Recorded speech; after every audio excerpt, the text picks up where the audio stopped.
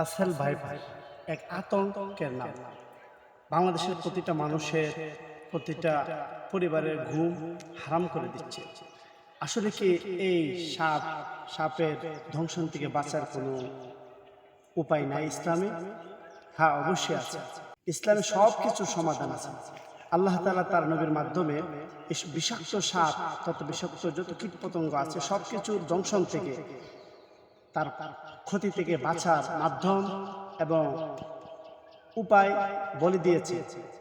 এজন্য এই বিষাক্ত সাপের, বিশেষ করে রাসেল ভাইপারের ধ্বংস থেকে বাঁচার দুইটি উপায় আমি আপনাদেরকে বলবো।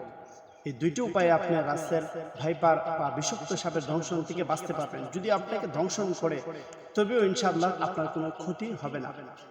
প্রথম নাম্বার উপায়, তিরমিজি শরীফের 3604 নম্বর হাদিস, হুজুর পাক সাল্লাল্লাহু আলাইহি ওয়াসাল্লাম বলেছেন, ওই হাদিসে নবীজি বলেন, কেউ যদি সন্ধ্যায় 3 বার এই দোয়া পাঠ করে, তাহলে সে সারা রাত্র আল্লাহ পাকের আশ্রয়ে, আল্লাহ পাকের নিরাপদে থাকবে। দোয়াটি কি?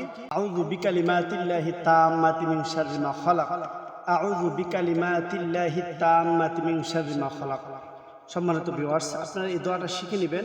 সন্ধ্যায় এবং সকালে ভোরে 3 বার করে এই দোয়াটা পাঠ করবেন, তাহলে আল্লাহ পাকের আশ্রয় থাকবে।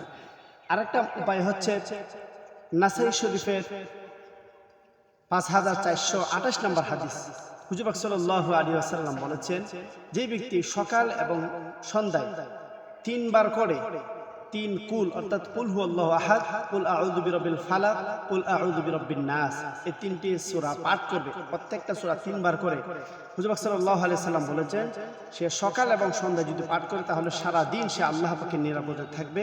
এবং এর চেয়ে নিরাপদে থাকার বা আল্লাহ পাকের আশ্রয়ে থাকার আর উত্তম মাধ্যম হতে পারে না।